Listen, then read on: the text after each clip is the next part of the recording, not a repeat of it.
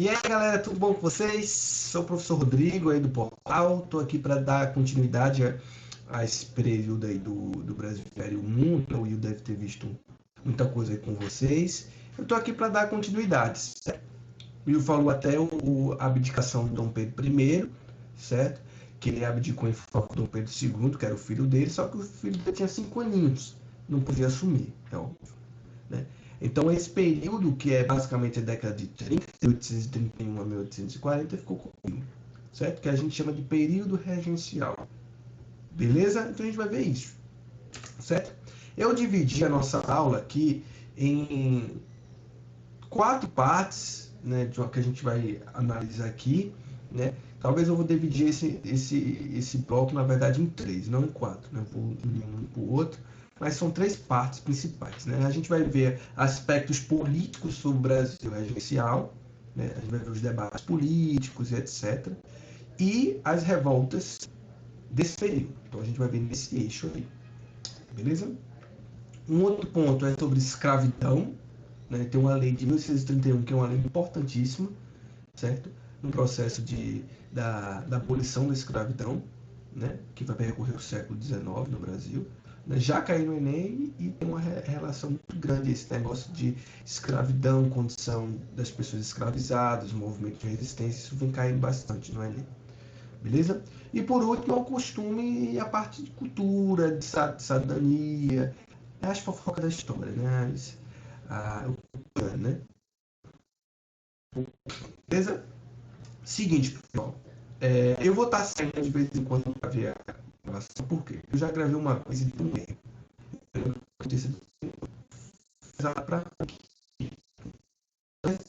não vou gravar de fato. Beleza? Mas vamos lá, simbora. Vamos começar aqui. Eu vou pela primeira vez. Tá gravando. Até agora tá. Agora tá filé. Então vamos embora. Pronto. Vamos começar essa aula, meus queridos e minhas queridas. A gente vai falar um pouco sobre o primeiro eixo, que é um aspecto político. O aspecto político é dividido nesses pontos aí que eu coloco, esses períodos. Regência trina provisória, regência trina permanente, regência uma de Feijó, tudo aí, pessoal.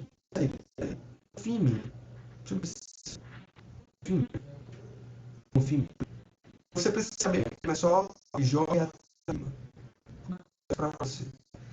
Você entender história data, isso não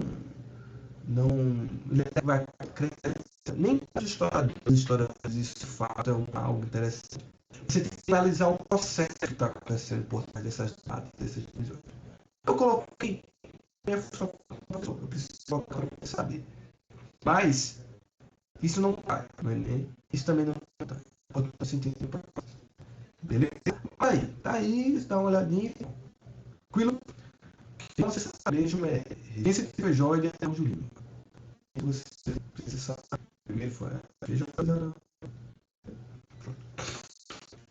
vamos para nossa aula mesmo, neste e pega um link no computador e vamos embora. Para a gente começar esse período regencial, a gente precisa entender como isso estava sendo pensado para a galera lá. Tranquilo?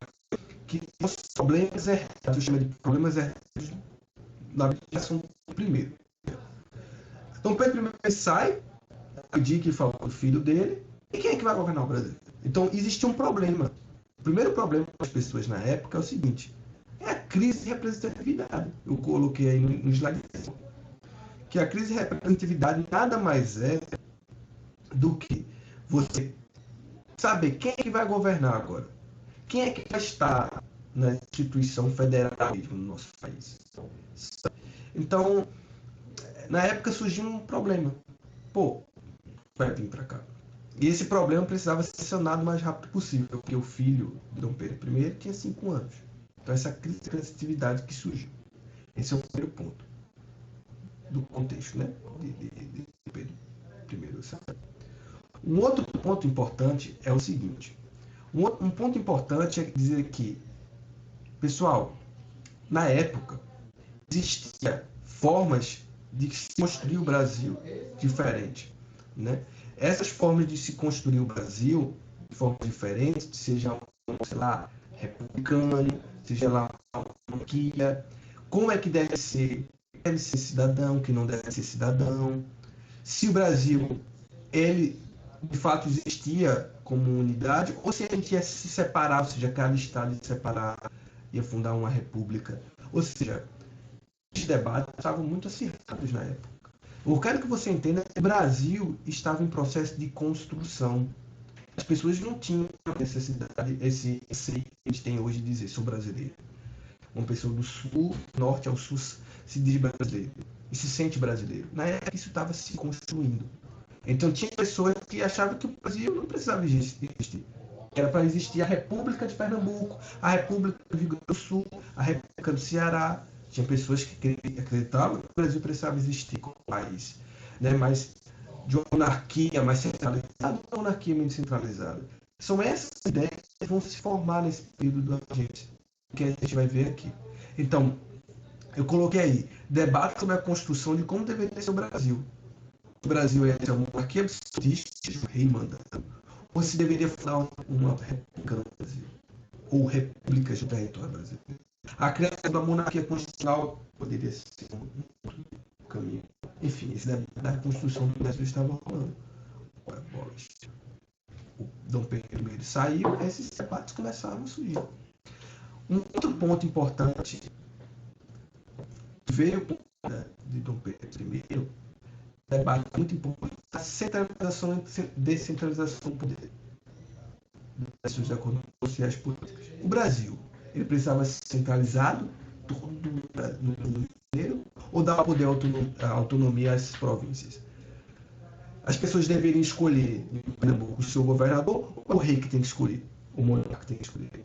O presidente, por ser presidente do Brasil, deveria eleger o governador dos estados, certo? Uma economia tem que ser unificada ou descentralizada. Esse foi um outro debate que aconteceu. E o último debate que eu coloquei aqui como importante era a famosa Constituição. Veja, a Constituição é importante, porque na Constituição onde se diz que tem cidadão que não é direito de viver da população. Então, esse debate foi uma regência novamente trazido. Veja, a Constituição de 1824, aquela Constituição deve ter sido autorada pelo rei. Quando o rei vai embora, essa Constituição é válida ainda? Então, começa esse debate se essa Constituição de 1824, né, ela deveria ser revista ou não. E a gente vai ver que esse debate vão mover muita gente aqui no Brasil, no cenário político, certo? Pronto. Vou dar uma pausa aqui só para ver se está gravando mesmo, porque eu estou morrendo de medo, mas está gravando, 10 minutinhos já de vídeo, tá ótimo.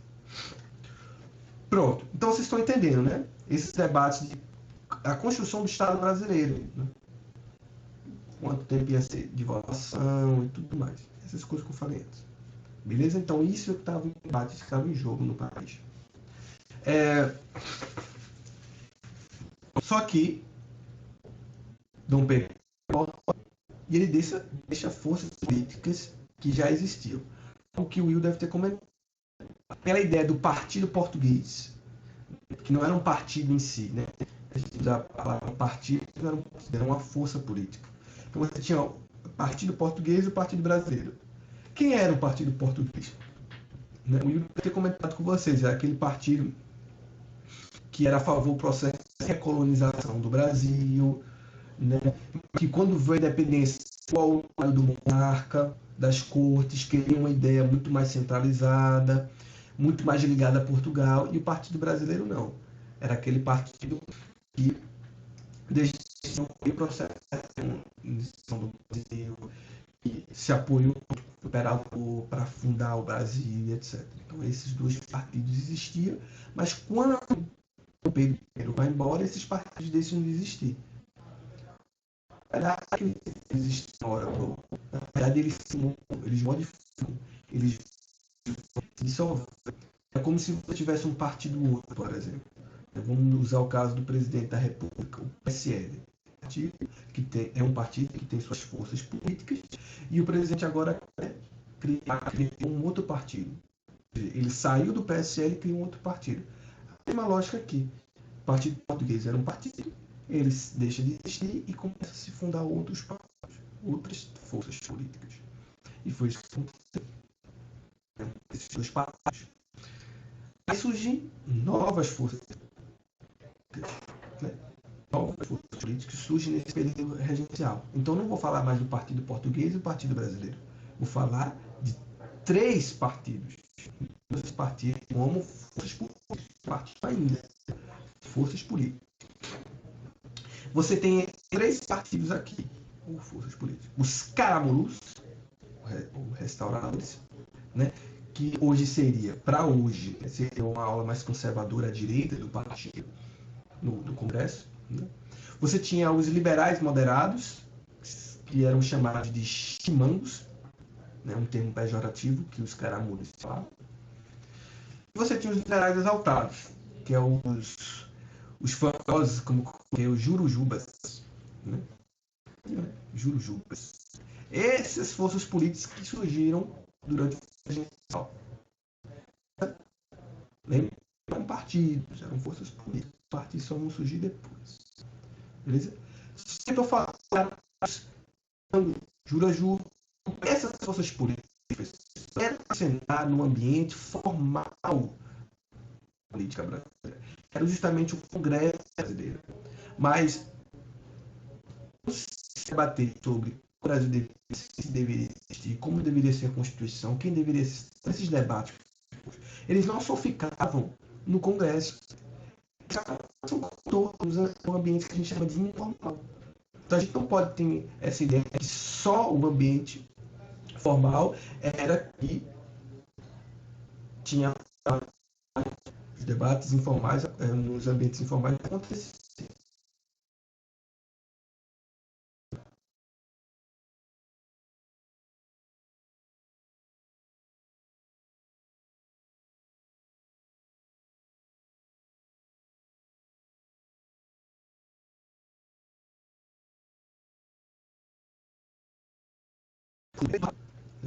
A gente tem que ter ideia que aquela Constituição de 1924 foi otorgada, foi uma Constituição que defendia o modelo monarquia absolutista, modelos mais conservadores, né? Será que a gente precisa rever isso? Será que a gente não precisa? Mas são ideias, certo?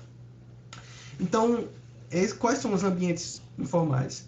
Era ocupado pelas classes médias, pelos profissionais urbanos, pelas classes mais baixas, comerciais, o povão. Os escravos, os africanos livres, os negros libertos, né? que entravam desses discursos e faziam revoltas, motins, etc. Certo? Pronto. Então agora a gente vai ver, caracterizar quem são os caramurus, que é essa força política importante nesse período. Os caramurus, eles pertenciam, quem eles eram, né? Eles eram pertencentes a uma elite social e econômica do Brasil Império. Não estou falando de peixe pequeno, estou falando de gente muito graúda, com muito poder. Certo? Eram verdadeiros burocratas. Além dessa elite comercial, né, você tinha os burocratas. Que seriam os burocratas? São aqueles cargos ocupados de importância. Por exemplo, o cara que é um senador, o cara que é um funcionário régio, um funcionário público de alta patente. Assim. Então, essa galera são verdadeiros burocratas que estão ali na estrutura de poder, mas não necessariamente exercem um poder formal. Beleza? Então, essa galera que, se hora ou outra, se candidatava e ganhava. Eram ligados à corte, isso é importante. Esses caramurus geralmente eram ligados à corte brasileira e à corte portuguesa. Né? É a galera mais ligada à corte, que tinha mais essas ideias voltadas por uma monarquia absolutista, literalmente, pelas tradições da igreja, do Estado, né, do monarca, daquela ideia de monarca, muito que aconteceu no período da formação dos Estados modernos. Né? Pronto, então você tem... E essa galera dos caramurus veio com a nobreza portuguesa quando Dom João VI veio para cá.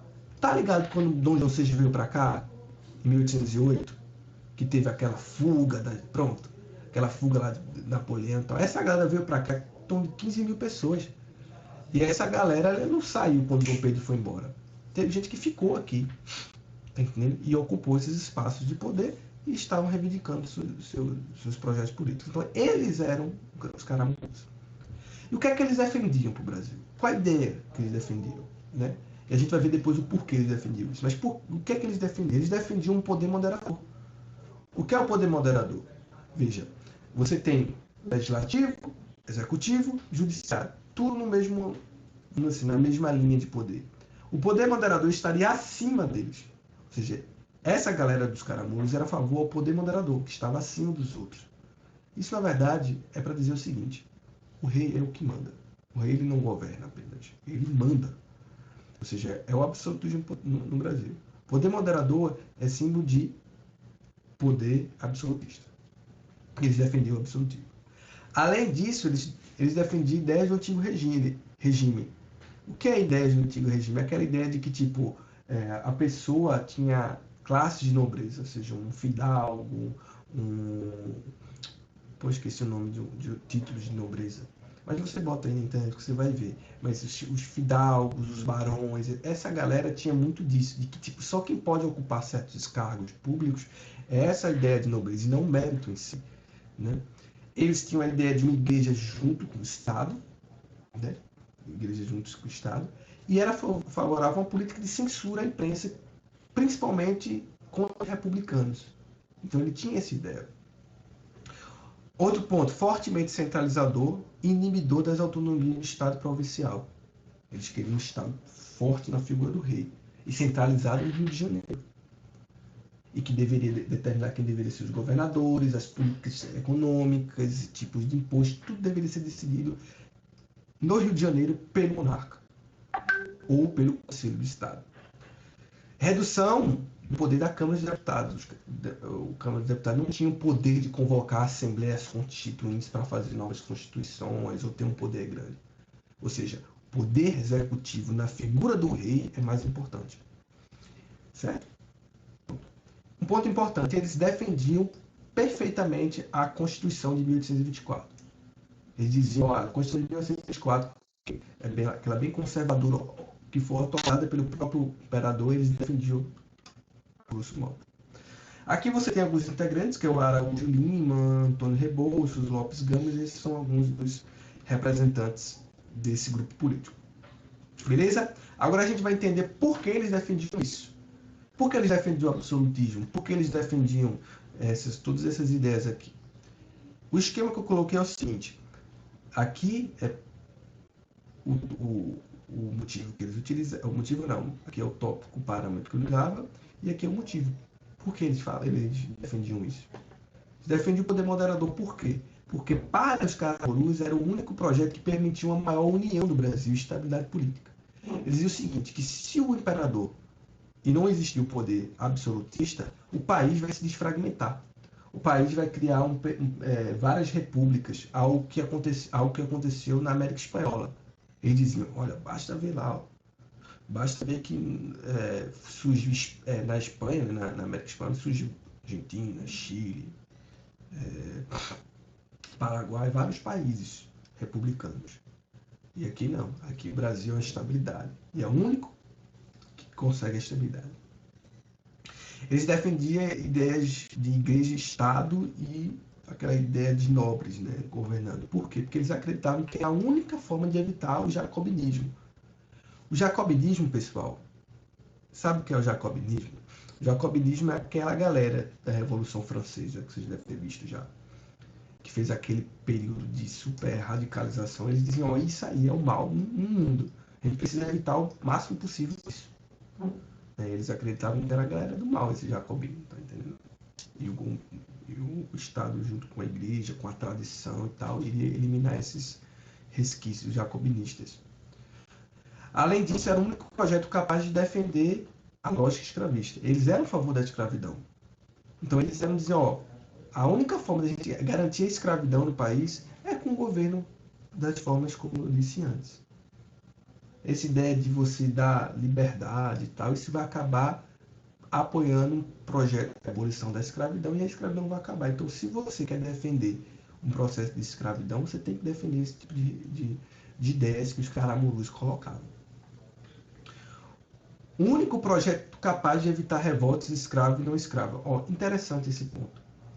A Revolução do Haiti foi uma revolução que aconteceu no início do século XIX, que foi uma revolução onde começou de uma revolta de um motim de escravos negros lá no Haiti, né? E que chega a tomar o poder e forma, de fato, uma revolução. Ou seja, de pessoas escravas tomam o poder e criam um país a partir de novas ideias, né? E isso, para os caramurus, e você vai ver que para outros também de outros espectros políticos, isso tipo era um medo, um temor muito grande, principalmente os senhores de escravos. Veja, a grande maioria da população era negra e escrava. Uma pequena era de brancos e de mestiços naquele momento. Veja, se a grande maioria da população não tem direitos, a galera morre, essas relações eram muito tensas, então a galera via qualquer movimento de pessoas negras era visto para essa elite como um motim. Às vezes nem era, muitas vezes nem era, mas tipo, era visto. Então tinha esse medo do Haiti. Trazendo para o dia a dia seria a ideia do seguinte: eu não quero entrar em debates políticos atuais, mas para facilitar. Veja, quando o Brasil, em 2014, 2018, tá, nas eleições, o grupo de Bolsonaro, né, falava o seguinte: a gente precisa evitar que o Brasil vire uma Venezuela. Né? Aqui não quer dizer sobre os debates, mas estou dizendo isso é um discurso que escutar. O Brasil não pode virar uma Venezuela. Essa ideia de virar Venezuela é um medo de quê? As pessoas têm ideia de que a Venezuela é um país comunista, autoritário, pobre, onde haria uma anarquia, enfim. Então as pessoas vinculam isso como algo ruim e é preciso evitar que o Brasil se transforme nisso. A ideia desse medo da haitianização no Brasil é isso. As pessoas têm que, não, o Brasil pode virar um Haiti. A gente precisa fazer tudo para não virar um Haiti, o meio do processo de Haiti. Então, qualquer político que fosse um pouco, né, contrário a algumas ideias, falava, ele vai virar um Haiti, então a gente tem que tirar essa galera daí. Algo que acontecia. Beleza? Então tá aí, dá uma pausa, lê devagarzinho e é isso. Né? Então vamos dar continuidade, vou dar uma parada aqui para dar uma olhadinha se está gravando mesmo. Até agora está gravando, então é isso. Vamos lá. Vamos continuar. Pronto, galera. Agora a gente tem essa segunda força política no país, período regencial, que são os liberais moderados, ou os chimangos, como estava falando. Primeiro a gente tem que analisar quem são eles. Né? Da mesma forma que o outro grupo, com os caramurus, os restauradores, ele era uma elite social e econômica do Brasil. Não estamos falando de pé rapado, estamos falando de uma elite econômica e social do país. Só que tem uma diferença. Majoritariamente, essa galera liberal moderado eram burocratas brasileiros e comerciantes a diversas ligações no Brasil. Desde comerciante de escravo, de senhores de engenho, donos do café, etc. A diferença é que eles não estavam ligados à corte ou uma economia muito voltada para Portugal. Eles eram diferentes disso. Certo? Essa é uma diferença marcante. E tinham representantes de classes altas, não estou falando da elite, foram classes altas e médias, eram setores mais urbanos nesse sentido, certo? Então essa é a diferença, basicamente. E qual o projeto político que eles defendiam? Vocês vão ver que os liberais moderados ele tem ideias diferentes dos caramurus. O que é que esses liberais moderados defendiam? Veja. Se para os caramurus eles defendiam o poder moderador, os liberais moderados não vão defender. Ó. O que eles defendem, os liberais moderados? Defendiam o fim ou a limitação do poder moderador. Eles não queriam poder moderador. Por quê? Porque eles achavam que o moderador era o absolutismo no Brasil. Eles eram contra o absolutismo. Eles acreditavam na igualdade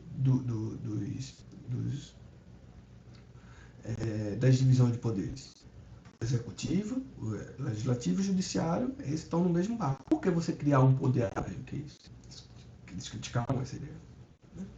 Eles criticavam. Outra ideia, eles defendiam ideias contrárias ao antigo regime. Essa ideia de você colocar cargos no governo através de casas nobres, não. É preciso ter um mérito para aquilo. Faz uma espécie de concurso, ou então se destacar em alguma ideia, de alguma área do conhecimento, e assim você frequentar aquele cargo. E não por indicação de porque o cara é um conde, um duque, um fidalgo, como os caramurus queriam. Ideia de igreja e Estado junto, eles eram contrários. Eles eram contrários. Né?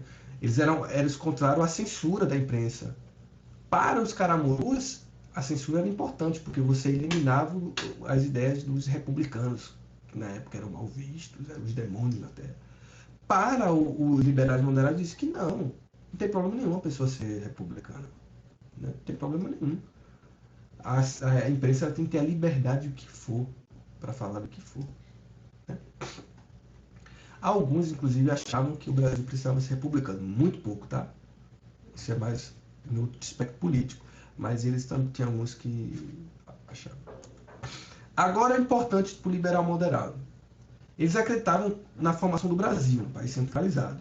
Brasil, e não criação de repúblicas. Isso eles concordavam com os caramurus. Mas, o que é que eles discordavam? Que precisava ter uma descentralização das decisões. Eles acreditavam no Brasil unido, mas com a descentralização de decisões.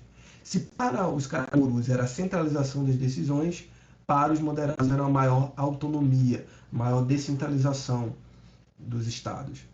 No caso, na época era a província. Então, Pernambuco deveria escolher seu próprio governador e seu próprio prefeito. Pernambuco deveria ditar sobre regras de imposto, de sociedade, de leis específicas para lá. Essa era a ideia que eles queriam. Né? O que os caramurus não queriam que fosse tudo no Rio de Janeiro, que determinasse toda a nação. Outro ponto importante, revogação e substituição da primeira Constituição.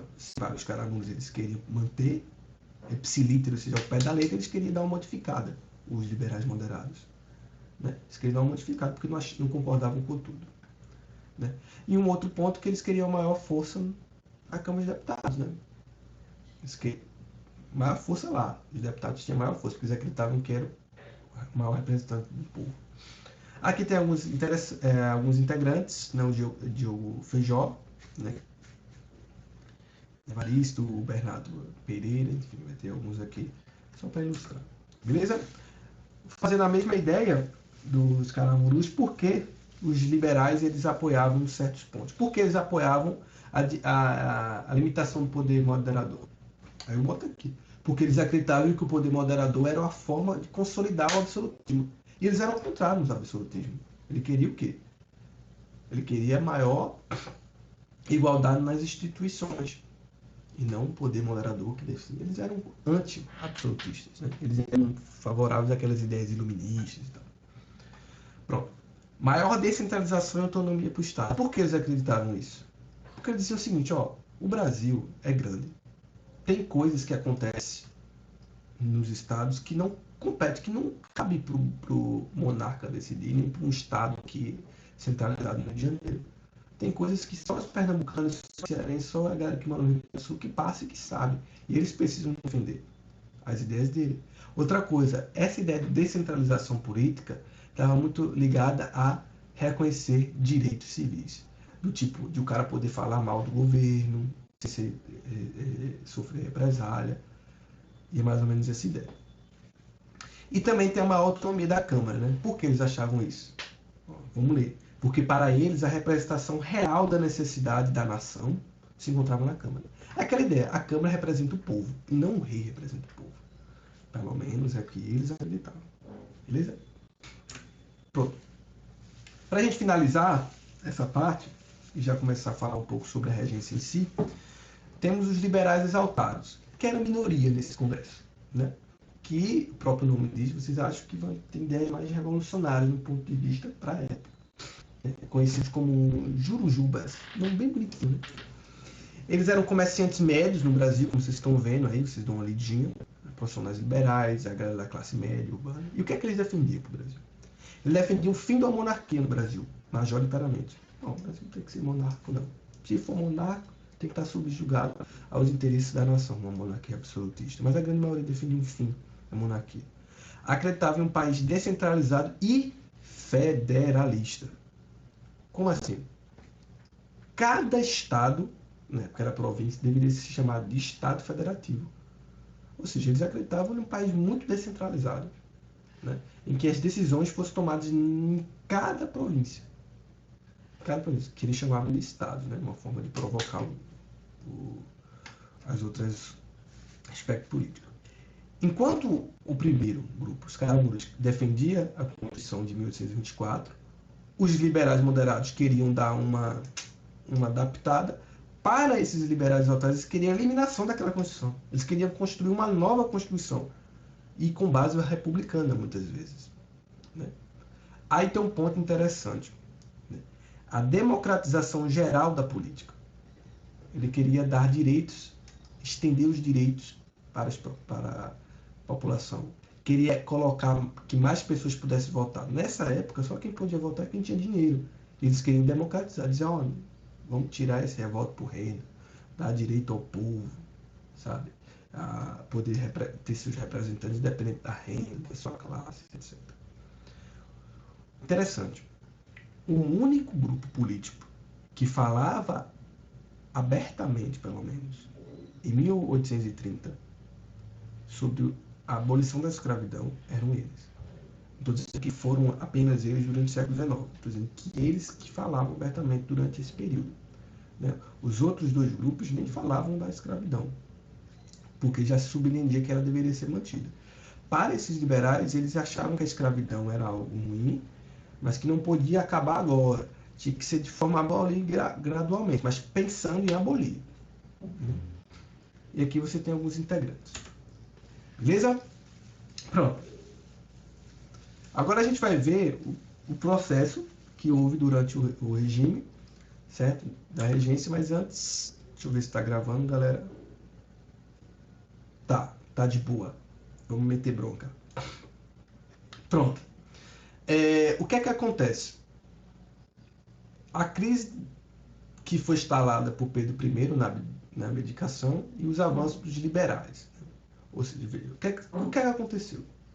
Essas forças políticas, elas surgem no final de Pedro I e no início do período regencial. E começa a falar sobre debates sobre a Constituição do Brasil. Tudo que a gente estava falando. Então, esses debates, esses 4 debates aqui, vai ser o mais emergencial. E é o que vai ser colocado no Congresso, que é o debate sobre a Constituição de 24. A pergunta é, continuamos ou modificamos ela? Porque o Dom Pedro I, a gente não tem rei. Então isso veio à tona, independente se era os caramurus, os liberais moderados ou então os liberais exaltados. Todos perceberam que precisava falar sobre a Constituição de 1824. Por quê? Porque não existia mais rei.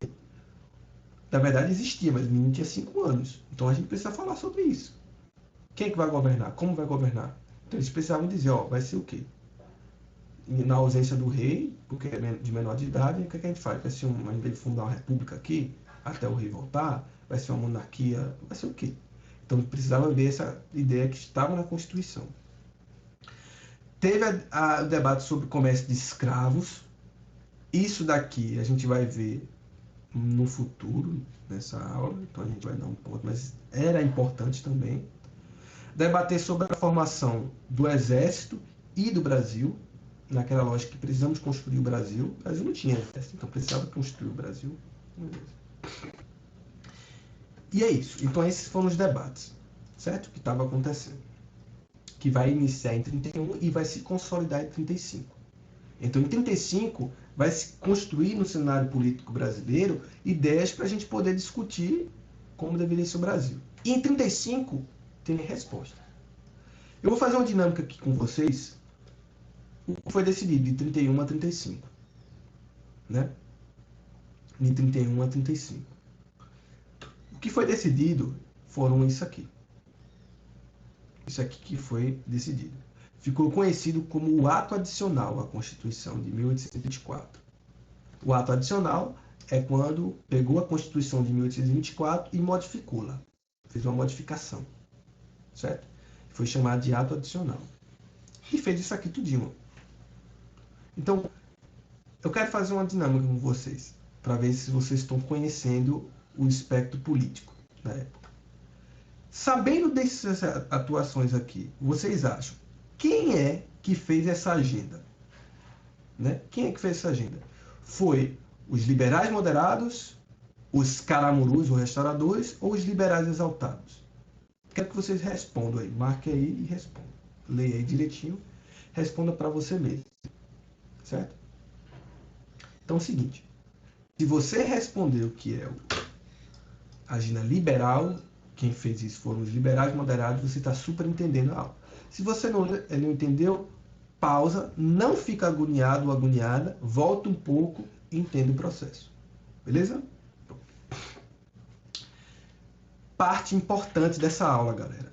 De 31 até 35, 36, que é a subida do Feijó, 35, né? Então, de 31 a 36, você tem um avanço das ideias dos liberais moderados no Brasil. E eles vão propor isso aqui e vão conseguir isso aqui. Por que eles vão conseguir? Motivos básicos, né? Que é o que mais cai no Enem. Primeiro ponto. Quando Dom I ele vai embora, a imagem de uma monarquia forte e tal, ela fica muito ruim na opinião pública. As pessoas ficavam dizendo, pô, o cara abandonou o país. Esse monarca que abandonou a gente. Como é que o Brasil vai viver agora, seu monarca? Muitas vezes pensavam isso, até mesmo quem apoiava a monarquia. Pô, o cara foi para lá, então te lasca. Eu vou fazer meu governo aqui mesmo, sem tu, seu monarca. Não tem essas ideias. E um outro ponto. Durante a abdicação de Dom Pedro I, os liberais moderados tinham maioria na Câmara dos Deputados. Isso é um ponto importante. E naquela época eles faziam um bloco fechado. Os liberais moderados tinham cerca de 55% da Câmara dos Deputados. Os caramurus tinham uns 40%, mais ou menos, uns 30% por aí. E os liberais exaltados tinham coisa de 5%. Né? Inclusive, esse livro aqui que eu utilizei para montar essa aula e para pesquisas internas minhas, é muito legal, Brasil Imperial. Ele fala do quadro político e bem interessante. Enfim, então o que eu quero dizer para vocês é que tipo, os liberais tiveram muita força nesse período. Eles ganharam porque eles estavam com a maioria no Congresso, tinha uma opinião pública favorável a eles, e eles colocam isso aqui. E aceito. O Senado tinha mais força dos caramurus, mas mesmo assim eles conseguiram passar. Então veja o que é que os caras fizeram. Fizeram tudo aquelas ideias que eles pensavam. Fim do poder moderador durante a regência. Redução do poder do moderador pós-período de regência. Ou seja, ele está tirando o poder do absolutismo brasileiro. Eles querem construir uma ideia de uma monarquia constitucional, onde a Câmara fosse mais forte. Né? Então, formação da Guarda Nacional aos moldes da Revolução Francesa. Ou seja, são essas ideias que estão surgindo no Brasil e que eles colocaram. Então, por isso que eu chamo a agenda liberal. Beleza? Então, há de 31 a 35, 36, um avanço das ideias dos liberais moderados. Porém, há uma crise nos liberais moderados. E que crise é essa? Veja. A crise, galera, é o seguinte. A crise é que, nos liberais moderados, deixa eu só tirar aqui, pessoal. Desculpa aí, me perdoem. Deixa eu ver se está gravando aqui. Me perdoem, porque, para não ficar esse barulhinho chato de... Pronto.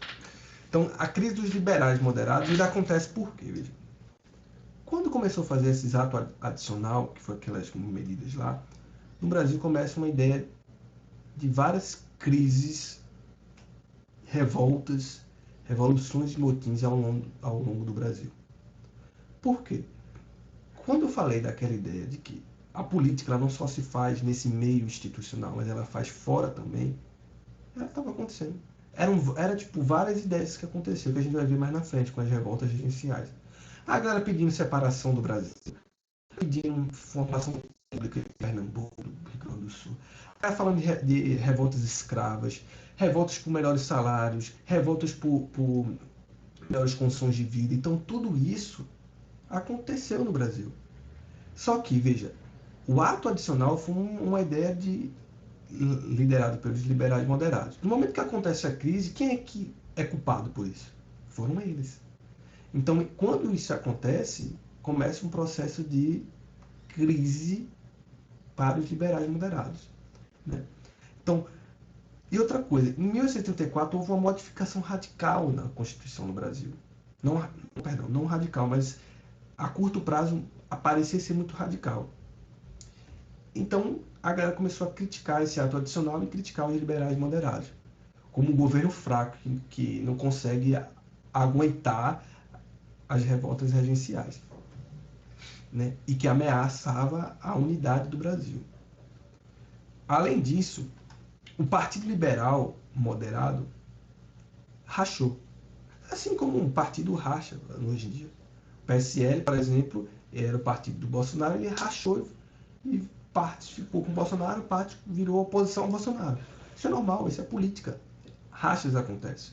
Isso aconteceu com os liberais moderados. Boa parte dos liberais moderados falaram: pô, acho que esse dado adicional, eu acho que essas formas como o Feijó está governando o país, então é a crise por causa disso. Então eu não vou me aliar a ele, vou rachar com ele. Então o Partido Liberal racha aliado às crises que estavam acontecendo, tanto em termos econômicos como em termos políticos, né, das revoltas. Aqui, pessoal, para entender um pouco isso, quando acontece esse racha entre os liberais moderados, surgem outros partidos. Parece complexo, mas acompanhe comigo. Tem os caramurus moderados e os exaltados. Quando começa a crise e Feijó abdica, ele sai do governo porque ele não tinha força política, porque a crise foi tão grande, que começou novas forças políticas, novos debates. De um lado você tinha o Partido Regressista e do outro o Partido Progressista. O que era isso? O foco do regressista e progressista era o ato adicional. Né? Que está ato institucional, mas é ato adicional. Sabe? O cara que fez isso aqui que errou. Então, o ato adicional, que foi aquele ato de 31 e feito mesmo, assinado em 34, é aquele ato adicional começou a ser revisto. Para o Partido Regressista, era preciso cortar muito das coisas que os liberais moderados tinham feito no ato adicional. Para o Partido Progressista, ele deveria continuar. Porque aquilo deveria continuar, não tinha problema nenhum. Né? Então, essa é a ideia. O Partido Regressista, ele se uniu. Os caramurus e os partidos moderados, que rachou, ficaram no Partido Regressista, e os liberais exaltados, junto com parte dos liberais moderados, apoiavam o ato adicional e formaram um partido progressista. Lembrando que o partido são forças, não um partido registrado. O partido registrado é só no segundo reinado, como está nessa imagem. Beleza? Pronto. De 31 até 36, há o avanço dos liberais moderados.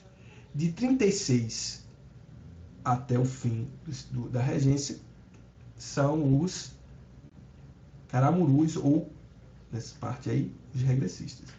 Certo?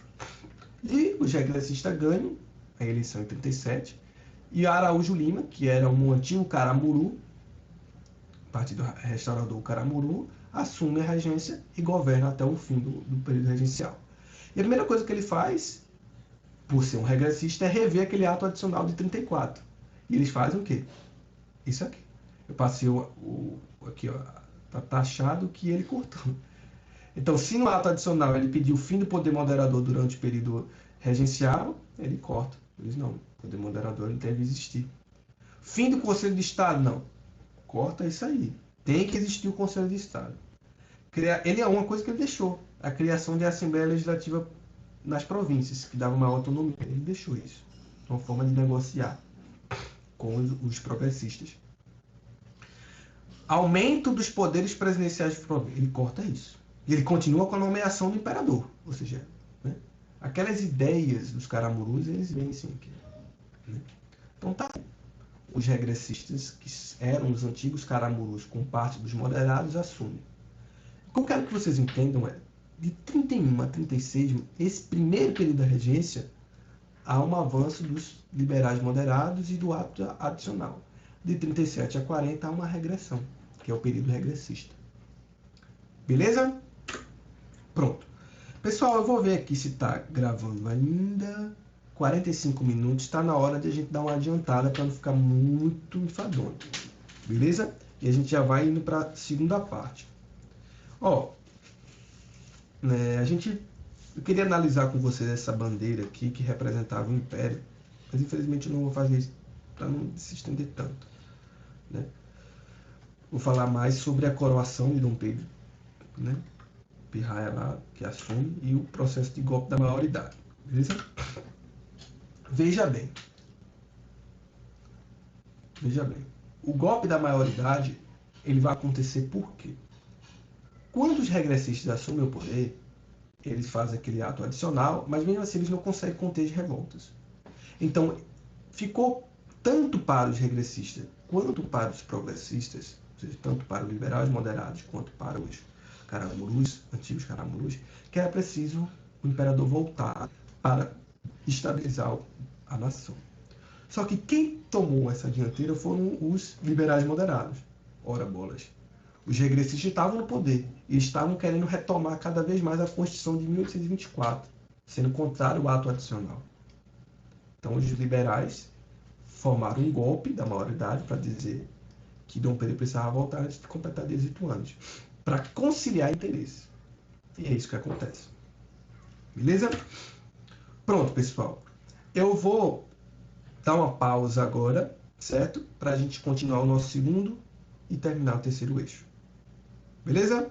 Então é o seguinte, dá uma esticada, vai lá, pega uma água, volta, para a gente continuar. Beleza? É isso, eu vou dar uma pausa agora